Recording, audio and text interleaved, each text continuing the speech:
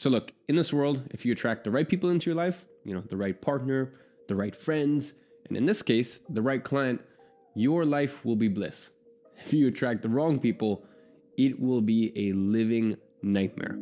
So let's not go ahead and make that mistake. And let me go ahead and distill the lessons that I've learned over the past 5 years as to what a nightmare client looks like and what an angel client looks like and how to attract the right one into your life.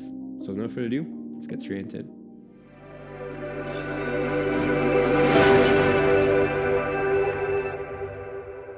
Attracting A1 clients. Now, in today's teachings, we are going to go over defining your dream client, diving into the repercussions of a bad client, how to spot a bad client, crazy/profitable scale, what the ideal client acts like, and lastly, putting the control back in your hands. Now, before we get into this module, I know you might be thinking, E-Man, why does this really matter? Because a paying client is a paying client.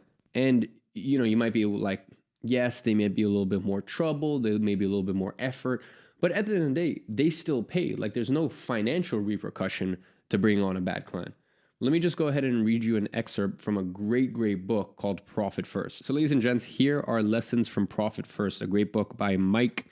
Not going to try to say his last name. By the way, this is available for download right below this video. So I'm going to go ahead and quote it. Strategic sorted the clients from each company into 4 sections in descending order based on revenue. For example, if a company had 100 clients, the 25 clients who generated the most revenue were put in the top quartile, the next 25 highest revenue generating clients in the second quartile, and so on. Strategic found that the top quartile generated 89% of the total revenue, while the lowest quartile only accounted for a meager 1% of total revenue.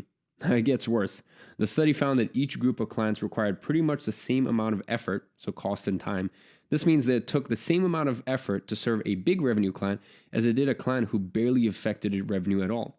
Then came the awkward gulp moment. So Strategic's profit analysis showed that the top quartile generated 150% of a company's profits. The 2 middle quartiles were effectively break even, and the bottom quartile, the one that generated 1% of the total revenue, resulted in a profit loss of 50%. In the end, the profits generated from the top clients are used, in part, to pay for the losses accrued in serving the bottom clients. Now, the reason I share this with you is not to scare you off of working with low-ticket clients, okay? Because at the end of the day, you could have a client that pays you $1,000 a month, but is respectful, on time, etc. And even though, let's say even your standard or your average retainer at this point is $2,500 a month, but they're $1,000 a month, they've been with you for 11 months, and they're just respectful, they're on time, and things kind of tick along. Those are actually sometimes the best clients. We find the best clients are actually kind of in the middle. We usually find that it's either the ones that pay the most, or sometimes it's the ones that pay the least, know that they're getting a really sweet deal, right? In the same way, like, some tenants, right, who have been in a house for 5 years and the landlord has never increased rents, they know that they are paying a cheap rent, right? So they are well behaved to the landlord, and then the landlord knows that, hey, I know I could probably increase rents, but they've been a great tenant to me, so I'm just gonna, I'm gonna let them basically have it, even though they're getting a sweet deal, right? And it works both ways, and sometimes that works with agency clients too, right? A client, you're getting incredible results for them, and you know that you're probably undercharging, and they know you're undercharging, so both parties are pretty respectful, right? So it can work like that. So I'm not scaring you off of low ticket, or I'm not saying that you should only focus on whale clients. Not at all, right? I think in one of the other modules, I made it very, very clear when it comes to pricing that we've kind of realized over the past few years that, some of these lower ticket clients, or at least for us lower ticket, which means, a $4,000 billable or a $5,000 billable, but a client that's been with us for 11 months, like to us, that's been really, really valuable, right? Whereas 2019, I kind of disregard that as valuable because I'm like, that's such a cheap retainer, et cetera. So that's not what I'm trying to do here. What I'm trying to do is I'm trying to give you some red flags to watch out for, so that way you don't get into a situation where you're barely charging someone, right? So you're charging a client very cheap, but then they're also a nightmare. Now, also on the flip side, by the way, guys, it also does apply that a client, you charge them a lot of money, and then they're also a nightmare. But at least potentially it might be worth to deal with that nightmare. Whereas if a client, you're not charging them much and they're a nightmare, then there's probably a net loss in terms of the time and effort that you put in. So the next thing we're going to look at is the crazy profitable scale. right? Because that'll give us a little bit of a depiction. It'll just kind of put it into visual terms, and this will be coming up in one of the next few slides, because it'll give us a bit of a depiction as to where does someone really stand, right? And we can actually kind of put a bit of a numerical value behind it. So, ladies and gents, as you can see right here, this is the crazy profitable scale, right? So we're going to give them a profitability number of 0 to 10, right? They're somewhere within that. And then we're going to give them a crazy number of 4 to 10, because I'm sure if you guys ever seen that original video of the crazy hot scale, there is no such thing as a 0 crazy, right? So we're going to give them a 0 to 10 profitable. We're going to give them a 4 to 10 crazy. And here's the line in between. So if we break this up, so anything that is between a 4 to 10 crazy and a 0 to 5 profitable, just don't bother, right? Because if they're a low, if they're low ticket or they're like below average of what your average retainer is, and they're extremely crazy, then probably don't worry about it, right? It's probably best just to avoid, or if you're at a stage of your agency where you can afford to, potentially just drop them. Now, you might be at a stage where you only have 3 clients, and one is, your average retainer is $2,500 a month, one is $1,200 a month, $1,400 a month, and they're just kind of annoying, and they ask too many questions and this and that. You're not really at the stage where I think it's wise for you to drop a client. But if you're at a stage where you have 8 or 9 clients, then yeah, for sure, it could be very, very wise to drop them, right? Then next up, we have the danger zone. Now, this is a zone where they are extremely profitable, right? Or they're very profitable. They're between a 5 to 10 profitable, but they're also extremely crazy. It's one of those situations where they're super annoying, they're super draining, but then on the flip side, that juicy retainer, I mean, damn, they're pulling through with that fatty retainer, right? And that's kind of that's kind of the danger of being in the zone. Next up, we have the cash flow hungry zone. So this is where they're very profitable, right? But they can also be relatively crazy. And this is where, as I said, you're at that stage of the journey where, it's probably if, you had 3 times or twice as many clients as you currently have, you probably wouldn't keep them on, but you're at that stage where you need the cash flow. Then we've got the 3-month minimum stage, right? And this is where this is a client that's good to work for as long as, just as long as the relationship runs for, whether that's 3 months, 6 months, et cetera, et cetera. So it's a very crazy client, but also extremely profitable.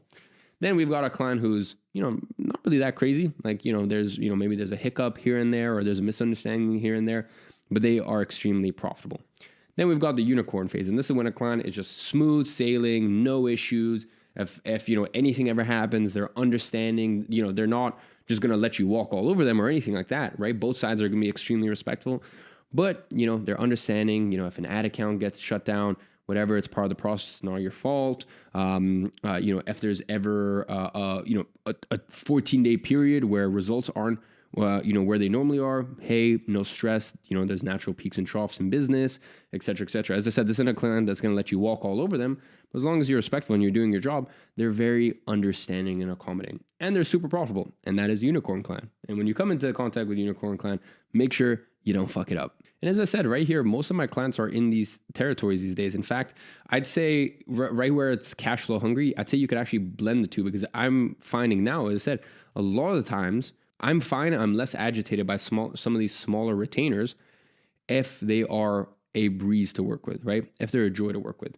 And as I said, it takes a long time to get to this stage. And first of all, it takes a long time to even just identify where people are in this. And by the way, guys, don't take this super, super seriously. I just thought it was funny, considering that crazy profitable or crazy hot scale. If you guys haven't watched it, there's a guy does one about women, and then there's parody versions where women do it about men.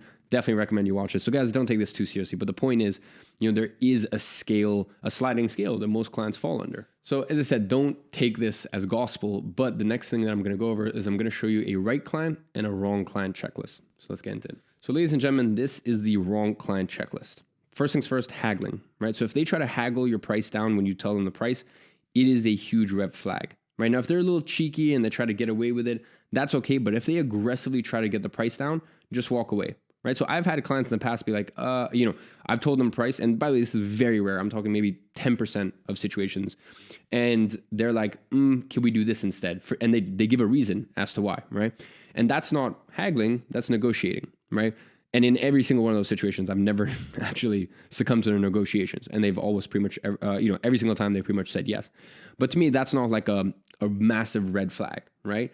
And some cultures, by the way, that it's also a massive cultural thing. In some cultures, that's normal, whereas in some cultures, it's considered rude, to have a service provider. If we're service providers, if we're a service provider and we're telling them our price, and then they try to haggle, or not haggle, they try to negotiate. In some cultures, that's considered rude, whereas in some cultures, it's expected, right? So that's not too much of a wrong client checklist. It's more if they like aggressively try to haggle down the price and are only price conscious. The next thing is communication, right? So I'll show you on the onboarding module how to set expectations super clear so they know just to message you on Slack and Slack only. Well, I guess that applies if you use Slack. I know the majority of people, including myself, obviously use Agency Flow in their program. But the point is, in the onboarding module, I'm going to show you how to train them to only keep it on one communication platform, right? So they know that, as I said, in this case, keep it in Agency Flow. For those of you guys that use Slack, I mean, for those of you guys who are foolish enough to use WhatsApp to communicate with clients, I mean, even Slack's just so broken in every single way these days. It just seems like every month it gets worse and worse. But point is, I'm going to show you how to keep it on one communication platform. Now, if they continue to disobey and message you on other platforms, plus gets angry when you don't respond within 6 hours, or just generally communicate with you too much, just get rid of them, right? So if a client, like here's the thing, if a client messages you and you respond 2 days later, of course, they're within their right to be a little agitated. Where if they send you a message and you don't respond 7 hours later, that's not acceptable, right? And you're gonna have to train them. The other thing is, as I said, like your team, like everything in life, you kind of have to train people. And because here's the thing, and this is the most important thing that you need to understand. This applies in relationships, friendships, whatever it is. And we've already talked about this, right? There will be a guy who treats one girl like shit and the other one like an absolute queen, right? And the only difference between these two people is the boundaries that they set and the way that they conduct themselves. Right? As I said, one person will be super late to meet one friend, and they will be so punctual, so on time to meet another person. Right? So it's all down to the boundaries you set. And that's the exact same thing with clients, right? I've had clients of mine who are clients of the agency, but then I've also introduced them to, in the past, I've worked with, some cool coaches, some biohacking coaches I've introduced them to, detoxing coaches, and they have treated me like an absolute angel. And then they've treated some of the service providers I've introduced them to, not terribly, but not so great. And I've heard that, right? And what at the end of the day, what it comes down to is the level of respect and the level of boundaries that you set, and the boundaries and the level, the boundaries that you set without being, too intense, is really the respect that you command, right? So that's the main thing to understand, is that one client will treat you like shit, but then will treat someone else amazingly, or they may treat you amazing, but just understand that, they may treat someone else like shit. Now, a good person treats kind of, for the most part, everyone the same, right? But still, there's little discrepancies. So the next thing is credit, right? Now, if they don't give credit where credit is due, they don't say thank you. If they're overall not polite and courteous, then just get rid of them, right? Now, also keep in mind, guys, this wrong client checklist and me saying, hey, get rid of them, walk away from them. This is something that you can do once you get to a certain stage of your agency. For some of you guys, you're not at that stage of your agency where you can afford to walk away or you can afford to get rid of a client, right? This is something that you aspire to and you work towards. Sometimes I love to listen to Frank Sinatra, at the end of a long work week, him singing "I Did It My Way." And that's one of my biggest joys and pride. The fact that in my businesses, I've always done it my way, right? I've never bended to anyone else's will. I've never bended to, guys, even things that I did back in 2018, decisions I made, right? 2018, I made a decision, everything would be remote. My team would be remote. We would not open an office. All of my Zoom calls were remote. I even had clients in London who were like, hey, can we just meet in person? I'm like, no, we do things on Zoom. That's just the way we do it, right? So my point is, from day one, I did it my way, right? And a lot of people thought, that in 2018, you needed an office to be a real, high-level agency, right? And you needed an office, and you needed full-time employees that came into the office every single day, and you needed to have clients over into your space, into your office, and this and that. And they thought that agencies conduct themselves in a certain way, and there's agencies have to send proposals and this. And I went, fuck it, I'm gonna do it my way, right? And guys, you will get to a point where I have learned not only the most practical way to run an agency, but also the most enjoyable way to run an agency. And I've relayed that I've relayed all of that to you guys in this program. But then outside of that, there may be other things that you want to, other traits that you want to embody with your agency. And you can get to a point once you build up your agency, you too can get to a point where, it's a Sunday, it's your day off or your Saturday or whatever. You're smoking a cigar. Maybe you're having a glass of wine. Maybe you don't enjoy cigars or wine, and you're there enjoying a nice keto hot chocolate. If that's the thing that you're into, that's basically me half the year when I don't, I don't drink, I don't have caffeine, except for the amounts in the hot chocolate. No carbs. Basically, I'm doing heavy keto, basically carnivore, and that's me half the year, right? And still, I'm there on my Saturday and I'm enjoying it. I'll be listening to Frank Sinatra. I'm like, good, I did it my way. And I think that's the most important thing. Even if you make less money, I think it's important that you do it your way. But that is a right that you earn, as I said. And this wrong client checklist it's something to watch out for, it's really something to take heed of. But in terms of taking action on it and, getting rid of clients, it's something that, as I said, you earn, right? You get to a point where you can earn that right, okay? So that is the wrong client checklist. Once again, you really, really need to understand that one client will treat you a certain way and will treat another service provider a totally different way. And as good as people are, and even treat everyone the absolute same, it's definitely an undeniable fact that there's some people where I'm on good behavior, and there's some people where I'm on my best behavior, right? And as I said, it always comes down to the boundaries that you set, okay? And this module is especially important. This module and phase 2 is especially important for people who have a history of not keeping good boundaries, right? And, you may have a history of, in previous relationships, in previous friendships, kind of letting people walk over you, right? And not holding your own.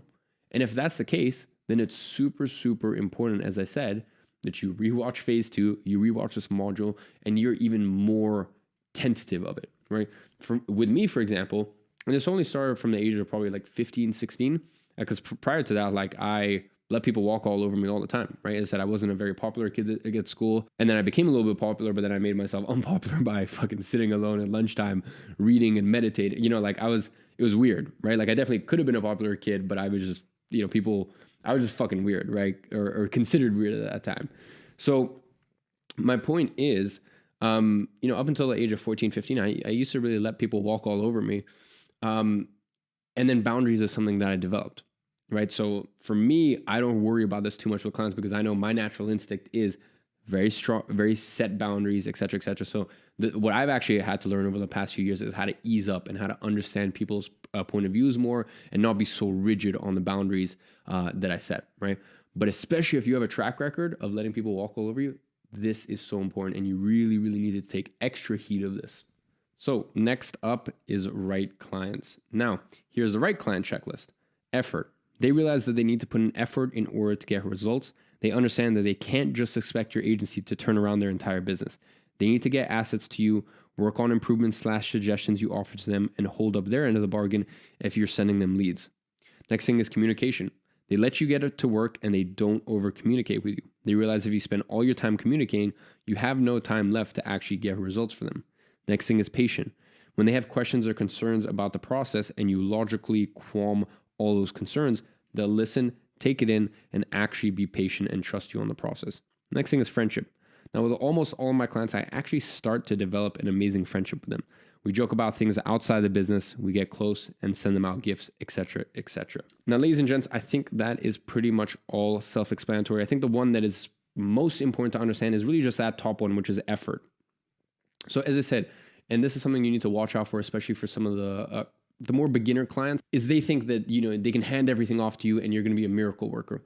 That's not the way it works. And that's also why you really want to watch out for businesses that haven't really built proof of concept, that really haven't been able to validate things themselves yet, right? And they're just getting off the ground, right? Because they think that there is a magic pill, right? And at the end of the day, it's not. You can't turn a failing business into a good business, right?